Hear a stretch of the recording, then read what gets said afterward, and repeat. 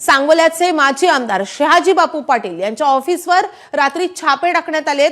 भरारी पथकानं छापे टाकून झाडाझडती घेतल्यानं शिवसेनेचे कार्यकर्ते चांगले संतप्त झालेत। शहाजी बापूंची कालची विराट सभा संपल्यावर लगेच भरारी पथकानं ही छापे टाकलेत।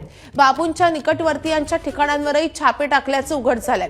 तर सांगोल्यामध्ये मोठा राजकीय संघर्ष पाहायला मिळतोय। मुख्यमंत्री देवेंद्र फडणवीस यांची देखील सभा झालेली आहे।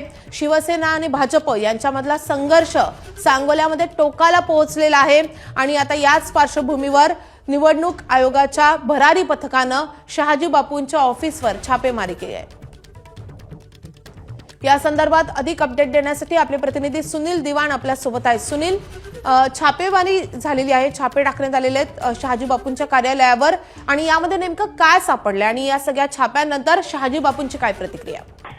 खरं तर माधवी, काल रात्री शेवटची सभा ह्यांनी ठेवली होती। शहाजी बापूंनी रात्री 10 वाजता सभा संपल्यानंतर ते ज्यावेळी कार्यालयात गेले त्यावेळी त्यांच्या पाठोपाठ हे पथक आलं होतं निवडणूक आयोगाचं आणि त्यात एलसीबीची पोलिसांची टीम होती, भरारी पथक होतं आणि अक्षरशः संपूर्ण कार्यालयाची तपासणी केली। जी लोक आत होती त्यांना आतून बाहेर जाऊ दिले नाही आणि संपूर्ण आत असलेली लोक, आतली कपाट, बॅगा सर्व चेक केले आहेत।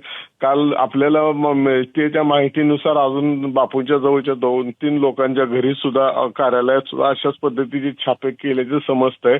मात्र याची अधिकृत माहिती अजून कोणाकडे काही झालेली नाहीये। फक्त या छाप्यातून काही मिळालेलं नसल्याची माहिती सध्या कळते। हे सगळं होत असताना बापूंची सभा संपली होती आणि कालच नेमकं मुख्यमंत्र्यांची सभा तिथं झाली होती। मुख्यमंत्र्यांच्या सभेपूर्वी सुद्धा काही शिवसेनेच्या उमेदवारांना थांबवण्यात आलं होतं पोलीस ठाण्यात, असा बापूंचा आरोप आहे। आणि या सर्व प्रकारानंतर आता शिवसेना म्हणजे शिंदे सेना आणि भाजपचा संघर्ष खरंच टोकाला पोहोचणार का अशी परिस्थिती निर्माण झालेली आहे। बापूंना एकटं टाकण्यात आलं, एकटं त्यांना निवडणुकीत बाजूला काढण्यात आलं, अशा रीतीची भूमिका बापूंनी मांडल्यानंतर भाजपकडून हे सर्व घडवण्यात येत होतं असा बापूंचा आरोप होता। आणि त्यानंतर एकनाथ शिंदे स्वतः येऊन सांगोल्यात सभा घेऊन गेले होते आणि बापूंना कोणी काय केलं तर मी बापूंच्या मागे खंबीर उभा आहे असं सांगितलं होतं। त्यानंतरच मुख्यमंत्र्यांची सभा झाली होती। मुख्यमंत्री काय बोलतायत याकडे लक्ष होतं, मात्र मुख्यमंत्र्यांनी काल बापूंवर एक शब्दाचीही टीका केली नव्हती। आणि त्यानंतर मात्र जी उत्तर सभा रात्री झाली, या सभेच्या वेळेला सभा संपल्यानंतर ही कारवाई झालेली आहे। बापूंची तब्येतही सध्या बरी नाही, पण अशा परिस्थितीत सुद्धा त्यांच्या तिथं झालेली कारवाई ही खरंच सांगोलकरांना संतप्त करणारी आहे। या सगळ्या प्रकारामध्ये बापूंच्या या कारवाईचा परिणाम भाजपला किंवा यांना या निवडणुकीत काहीतरी दिसणार याची प्रतिक्रिया हेही असं आता बोललं जाऊ लागलेलं आहे।